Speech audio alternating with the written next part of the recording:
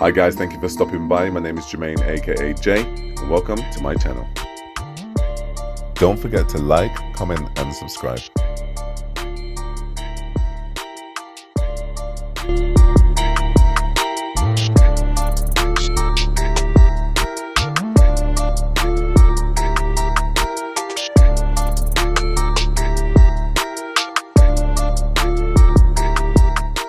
Hello, welcome to another episode of Jay's Big Chat with me, your host Jermaine, aka Jay.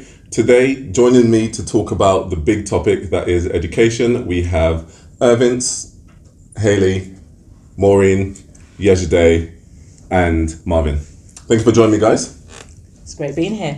Good stuff. Are we ready to chat? Yes. Yeah? Yep. Definitely. Good stuff. Thank you for joining me today. Let's get right into it. Okay, cool. So, education. Who would call themselves educated? Like, who would say they're an educated person? I believe I am educated. Yeah? I wouldn't say it's too tough. You wouldn't? Would you say what would you say? What bracket would you put Let's yourself just say in? my track record in academics isn't the greatest. Okay. Just put it at that. So, academically, you would say... I slept for lessons and... Slept through lessons? Yeah, slept for lessons or skip it, or I didn't even go to uni, so I'm not the... Okay. I wouldn't say educated. So Okay. just put it like that. Okay. So, we're talking about education today. Yeah. And obviously, education is a broad topic. So when the word education comes to mind, Marvyn went straight to sort of academics, classroom sort of education. Like what scenario enters into your mind when you hear the word education? Well, I think naturally people do base academics with education. Okay. But the reason why I was like that, to me, is a bit broader than that, because you don't actually really need the education system to dictate whether you're educated or not. Because one of the top entrepreneurs, didn't go through an education system. They made it. Yeah, lots of them, and they made it. Okay. So. Okay. I mean, were we all we're talking about schools, right? Did we all go to school within this education system within the UK? Yeah. Yeah? I went to UK, but also Nigeria. Okay, so two different education systems. Would you say, based on your experience, that they're similar or different in what way? Very different. You have more discipline in Nigerian schools. Okay. And there's also, I think, we actually enjoyed achieving. So it's like, if you're second in the class, you want to get to the top. Okay. And, those kind of things. And obviously, like, when you weren't doing so well, you get beat. Yeah. You get beat with a ruler or a switch or something like that. What's a switch? Stick off the tree. Right. Yeah. Branch. Yeah, branch. Yeah. So, Yeah. but a friend of mine was saying that in their area here as well, they used to get beaten with rulers. In either setting, I just liked education and wanted to achieve. So I think that was important. Okay. It sounds like though in Nigeria they were very encouraging, and I don't know whether it's the same you'll say over here, whether that's what you get. So let's start off by looking at education from a classroom sort of view. Okay. Looking back now, because of course we're no longer in sort of nursery reception, primary school, secondary school, college, those sort of times. And for those of us who went to uni, who are still are in uni, if you had to say one thing that you would have changed about your education system whilst you were in it, what would that be? That's a good question. For me, what was missing, I would say, maybe is support, because I was sort of at the other end where I think I'm naturally quite academic. So there becomes a point, especially once I got to foundation degree level, that you're just assumed that you know what you're doing. Okay. And actually what happened is when I got to degree level, it turned out I didn't have a single clue. The structure just didn't work for me, but then also the support seemed to disappear. Okay. So For me, yeah, but I do think it stemmed from being naturally academic. My list says I know what I'm doing. Okay. But there was just no support whatever when I got to that. I didn't understand what they wanted from me at that level. Right. Because I feel like, when I was in sort of, I'll say maybe secondary school especially, it was the case of there wasn't enough emphasis on kind of anything outside the realms of your maths, English and science, really. I felt like all the other subjects were a little bit of a mess about, kind of like little fillers. And, you were kind of forced to get your maths, your English and your science levels up. And anything else outside of those realms were kind of, to me anyway, it felt like it was, as it were, optional or secondary to those. And it's a shame because there was a lot of things like, for instance, music lessons, drama lessons. I found quite enjoyment in those lessons, and of course that's like the creative side of me, and that wasn't explored. I don't feel like I was given the chance to explore that enough because of the amount of time, and we probably had about 1 hour worth of music lesson a week, 1 hour worth of drama, but we'd have about 5 hours worth of sort of maths, English and science. What would you say would have been the end goal of doing more music and stuff like that? I think it's the idea of, for instance, if I was a governing body of a school, for instance, I would look at us as human beings and realize that we have some who are academically advanced, but we also have some who are creatively advanced. So finding or creating an environment that will enhance or bring forth the creativity out of, for instance, someone like myself, where maybe academically I may not strive as high. Of course, I still want to try and be pushed in that direction, but I may be more of a, creative. But don't you think that balance is needed? So of course, that's something there was no balance. Yeah. Okay. But for me, I think it's because I don't think the academic system is designed to encourage creativity. But I think the problem with that is, and I think to support Jay, is that when you do creative work and stuff, you sometimes you think differently, so your brain works differently. Being able to think creatively spans across everything. So business, whatever, work, everything like that. And it's actually an important transferable skill that people now are like, oh yeah, we need to encourage people to use their other side of the brain now to get them to just do basic stuff. After they've spent a lifetime being told not to. Exactly. So creative thinking is actually really important, and the creative time is where you would then get it. And then you spend 2.5 hours doing creative stuff, and then you go and do 2.5 hours doing English.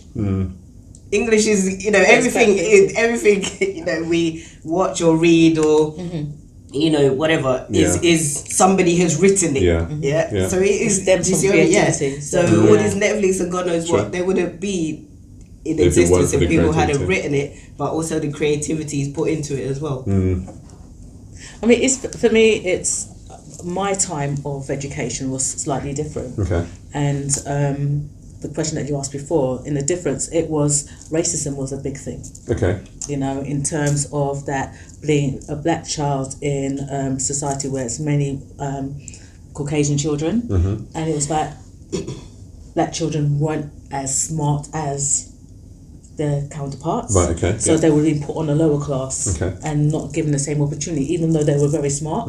But it was their background or single parent household, and they were judged on certain things and kept back. And I remember that I had got a grade 1 top level in English, top level in French, and yet I was still put down in a lower class, and I had beaten other groups, but they were then put on a higher level. And the only difference was colour. Right.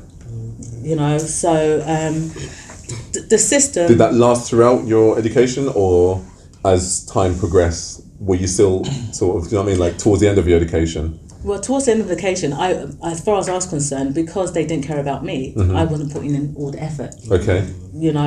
Okay. So you made a conscious decision to slow down on what impact did it have? I've done my best, but I didn't think that I could do anything else. I mean, I got up to sixth form and then I was expelled.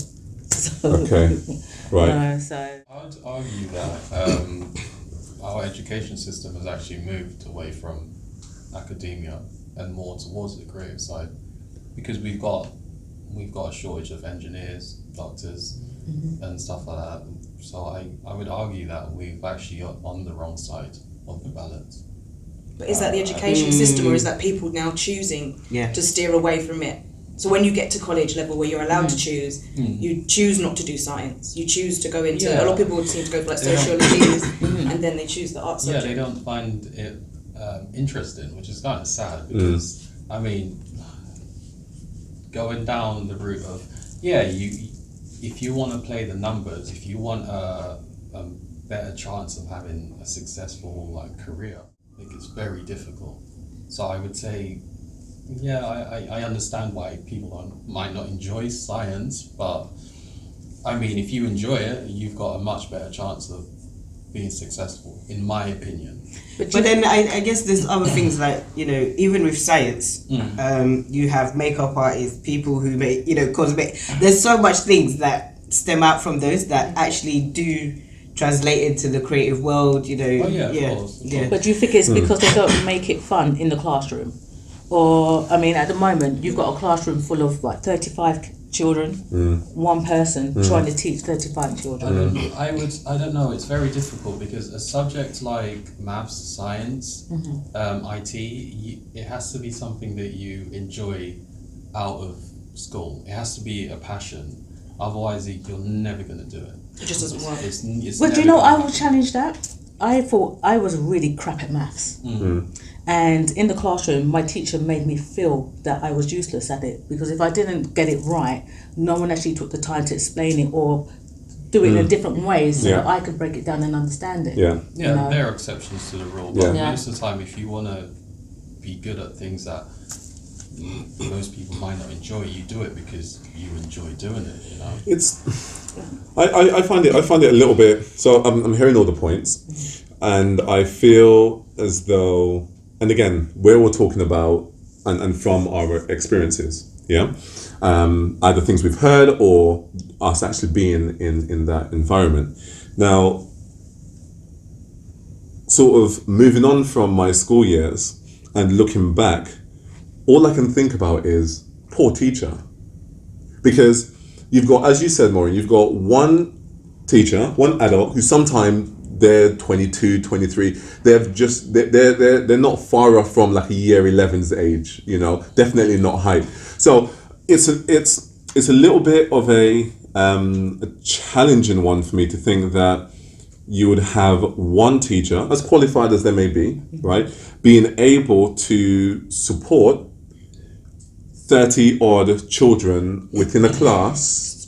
That explains why people fall through the cracks. Of course they do. If you're not doing what you need to be doing, it's very difficult for one person to motivate maybe 10 people that are not doing what they need to be doing. And I think history shows that it's physically impossible, even as adults, to get everyone in a straight line obeying one person. We see it in politics all the time. We see it with law and order. It's very hard to do that. So it's not an excuse, but I would say there needs to be more resources. That's what I'm saying. So I'm just trying to think, is there a way? I would say the first thing that comes to my mind, right, it was you have teachers. So it's with teachers of secondary school, primary school, college as well. You'd have teachers, for example, Spanish languages. You would have a teacher that can actually speak the language, but you would have a history teacher who then will be next class will be teaching maths. They have a generic skill set, but knowledge, and they're reading off books. They go off the books. So it's not like professors, right, which is actually an expert in that field, whatever field you're trying to learn. So firstly, will be get teachers that actually have an in-depth knowledge, because otherwise, sometimes I've come up to teachers, had the question, they'll be like, refer to the book, maybe. Yeah, they don't say anything else in a lesson further than what they've read in the book that's in front of you. Exactly. Too. I would say education at that at that lower level, you kind of, I think, to do well in our education system, you kind of have to have a mentality that I know where I want to be going, I know what I need to be doing, and as soon as you fall off the wagon or whatever, that's when issues, because there isn't a support system to get you back on. Sorry, but that excludes like almost 8% of children. No, you don't expect children to know what they're going to do. Oh yeah, of course. That's why so much struggle. So many. Also, it's the point you were saying earlier, right? The education system isn't exactly built to like provide everyone experiences to get. The purpose of education is slightly different in our times, right? It's to create people that will provide value to an economy, because the country is basically a business. You need people to come. Supply and demand. Supply and demand. Yeah. I think as a parent, I've always said, and my daughter's in university now, second year, she just finished. The first educators are the parents. Yes. Oh, In home. Before she went to nursery, we read to her every single night. Bedtime, daytime, whatever. Took her to museums, galleries, every kind of activity we could, think of for her age at the time. We'll take, and up till now, she goes to galleries by herself. She's doing English, so the reading, is in there. She's got books galore. The most amount of things that we have in our house, except for her trainer collection, her books. Would you not say, is that something that you've distilled into her, the enjoyment to learn? Yeah, the enjoyment to learn, but also not to be fully focused on the school as the source of the education. Yeah, the outside. Yeah, that there's so much more that you can learn outside of school. And that's what we used to do, enhance. And if she's getting in trouble, we'll go to school. It's like, you lot aren't engaging her.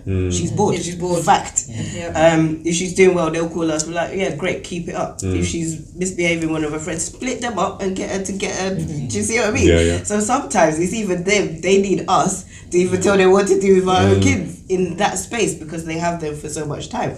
But with the time we have them, it's always education. Mom this, mom that. Oh, let's watch this. Then we'll discuss it. Even any scenario that we're in, we'll have a conversation about it. Food, go out and eat, whatever. Oh, this is growing in blah blah blah blah blah. When we went to Nigeria, she saw a cow getting killed for the first time. She's like, oh, I didn't know that's where the beef comes from. You know what I mean? The beef from Sainsbury's.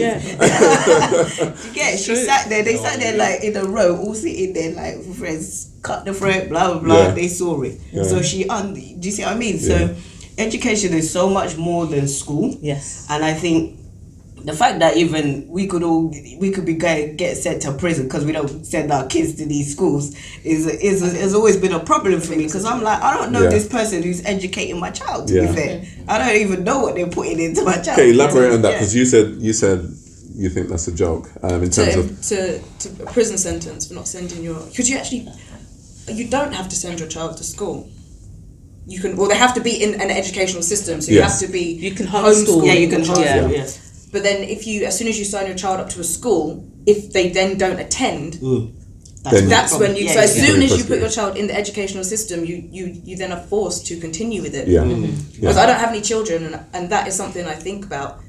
Would I send my children to mainstream school? I don't know. I kind of agree with it, simply because interacting with other children is really That's important. the only reason I send my children to school, for social skills. Yeah, the social skills are very important, and I never even questioned sending her to school, but I always said, well, we're gonna do whatever they do. Let's have a convo, and let's research it up a bit more ourselves, take it further to the next level. So would you say that it's like a partnership that's needed? So it's from the parents also playing their part in educating the children, but also letting them be part of the school, letting them know what's needed. I mean, I never spoke to any of the school people and said, oh, this is how we want our child to be, or whatever.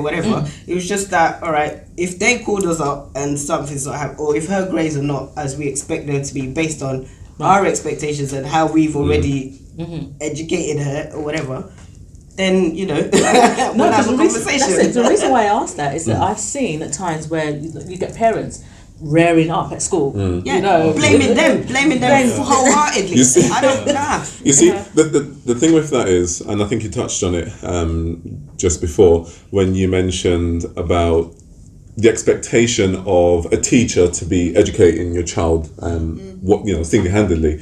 Now, it definitely has to stem from the home.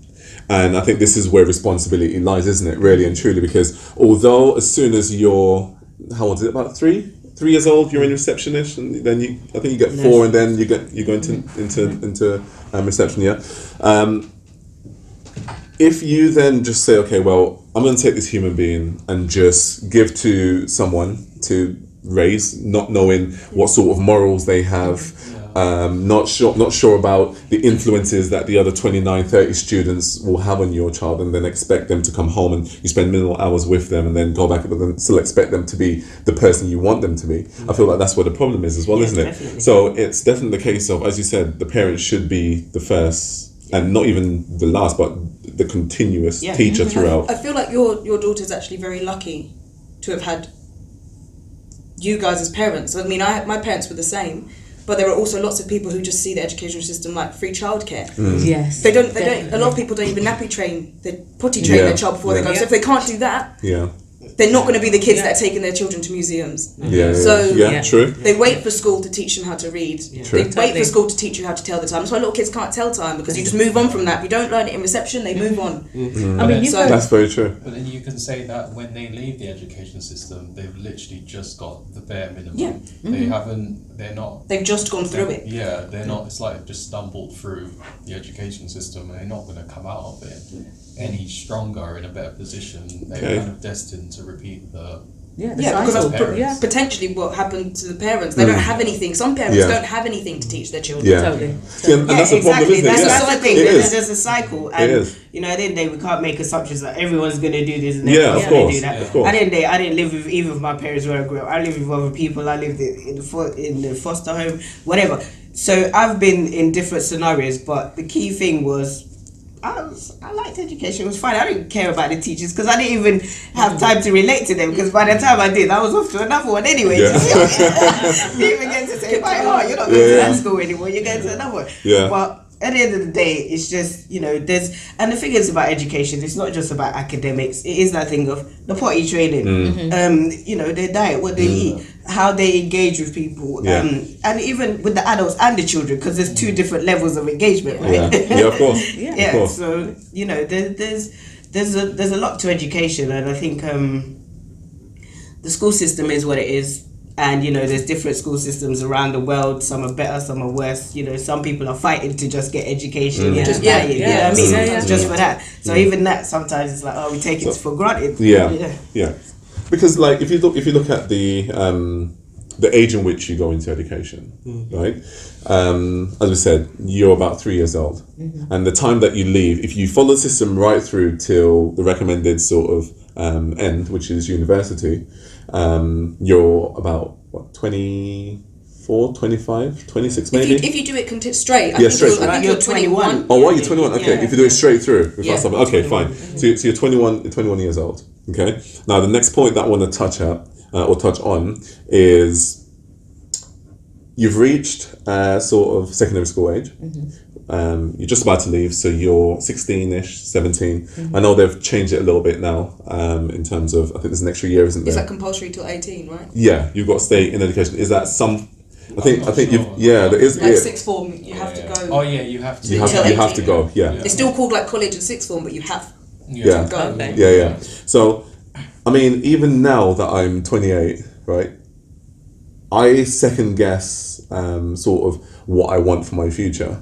You know, what I want for next week, or, you know, let alone, and when I'm thinking back, you know, being 16, sort of, okay, what is it that you want to learn or study when you go to college? And at that point, it was like the biggest decision I ever had to make. And it was a decision that was kind of, you better choose the correct one, because this will then shape your future. This is it. Yeah. Uni depends on this. Your future kids and family depend on this. Do you know what I mean? And then you go ahead and you just go, oh my gosh, you're so stressed. You're like, fine, I'm going to choose this. Then you go into college and you may like it, you may not. You may find, actually, I like something else. But at that point, sometimes rather than starting back over, you go through this as when you continue. Then you might further your education in university. And at that point, I feel like you're no longer just saying, this is what I want my future to be, you're not just saying it, but you're actually investing in it with financially putting in 10, 20, 30, 40,000 pounds. The debt is huge. You know? It rolls on. Investment. Well, there you go. It gets more. I didn't know they put interest on it when I took it out. Well, there you go. And it's like at the age of, you go into university, if you follow it straight through, at about 19, 18? Yeah. 18, 19? 18. Yeah. An 18-year-old, really, do we really think that as an 18-year-old, we know what is best for us? Good question. Well, I think it's just about experience, though. That's the thing about it. It's a you have to pricey go through experience. It's a pricey experience. Well, I'm glad I didn't go through that. It's a pricey experience. It is a pricey experience, but and to be honest, that's what my daughter says. She's like, I'm just going for the experience. Because basically, myself and her dad said to her, "Are you sure you want to go?" Because we did not force her to go and do this. You understand? Yeah. Oh, you know, we'll support you. Oh, don't worry about it. I'll deal with that. I'm like, okay. Yeah. You know what I mean? Like her dad was literally asking her, even on the day when we was taking her there, "Are you sure you still want to do this?" Yeah. For it. And now she wants to do an extra year. But you see, I feel like this is a massive seller, right? I feel like the whole I'm doing it for the experience works, and it works fine. Yeah. Okay, and I totally understand the experience. Okay. The life experience you could have for 50 grand is if someone had you might never make that 50 grand. But not to make. But imagine if you had a loan of 50 grand. You have 50 grand at 18. No, I don't just mean handed the money, but if it was for like you could see the whole. Let me tell you why. Let me tell you why I said that. Right, there's so many friends that I've got, and there's so many people that I've known. Right, and I say to them, "What is the one thing that you're glad you went to uni? Like, what's the one thing that you accomplished?" I mean, I made really good friends. I've made lifetime friends. What do they study? All sorts.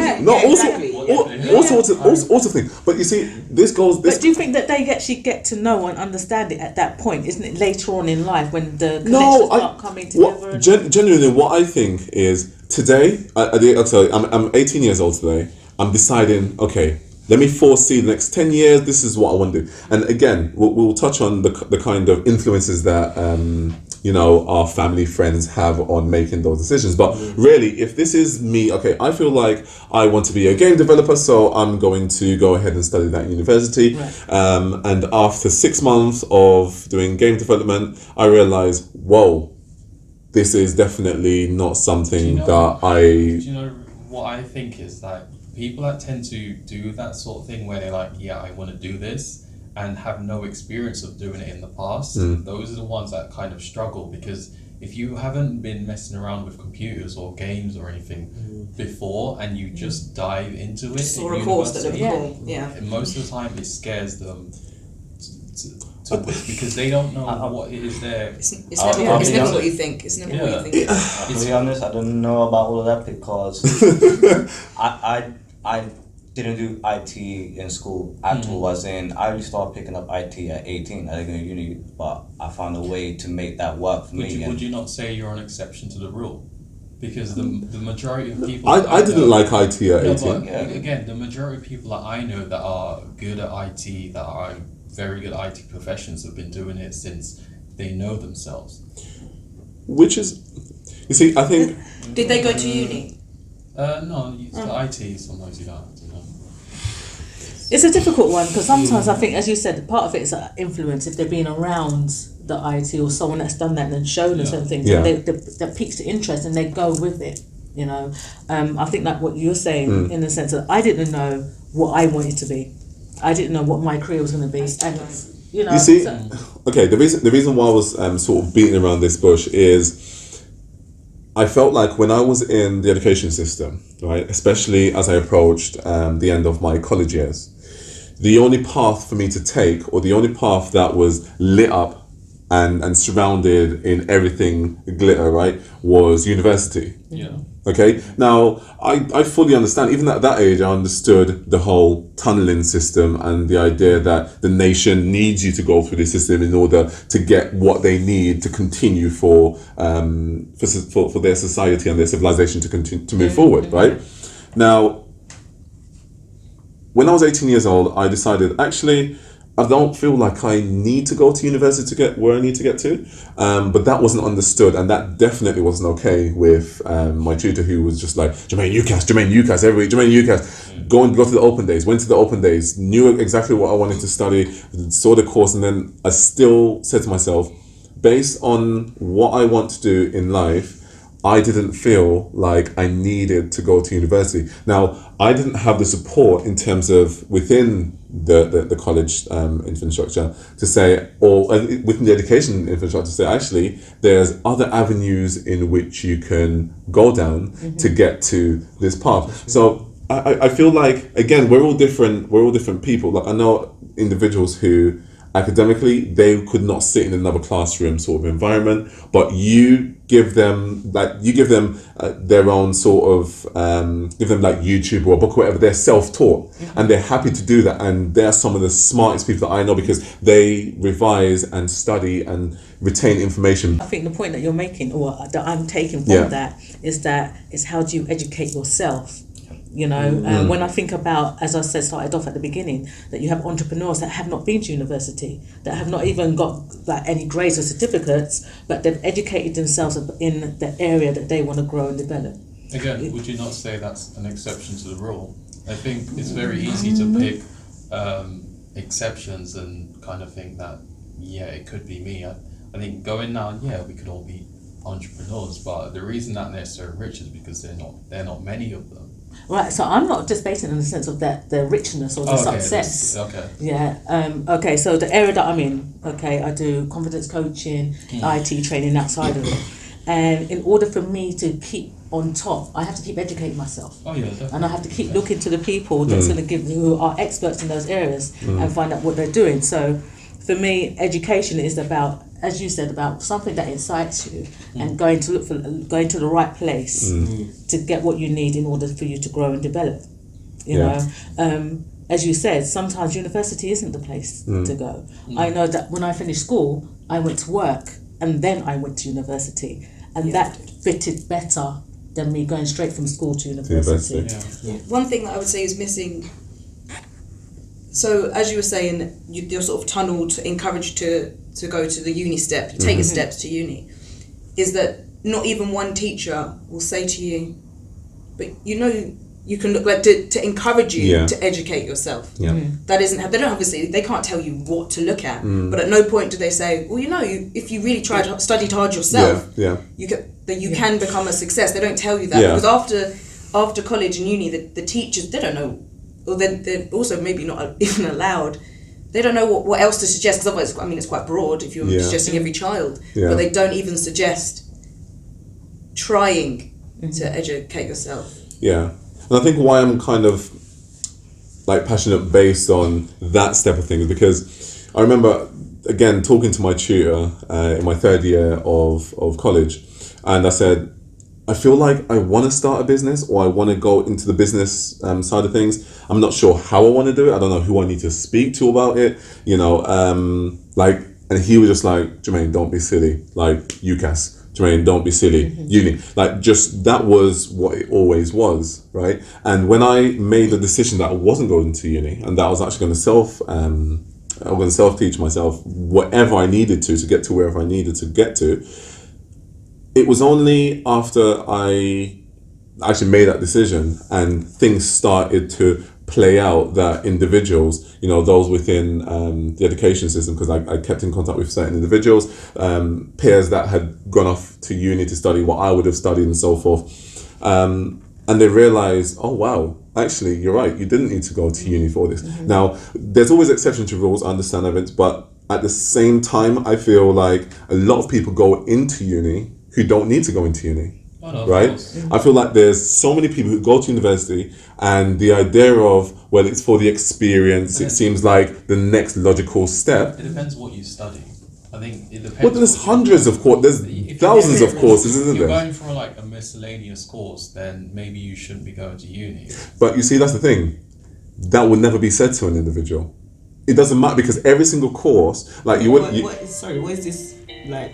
miscellaneous. What would you class as miscellaneous course? Okay, I would say say arts, go on. For example, Stay tuned for part 2.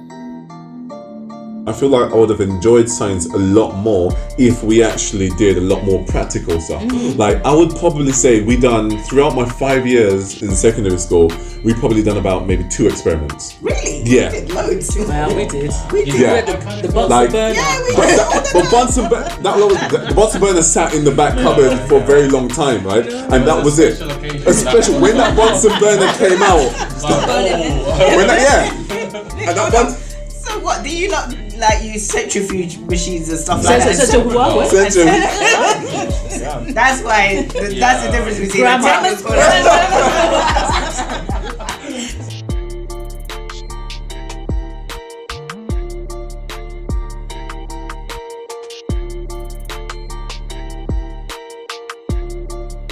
Don't forget to like, comment, and subscribe.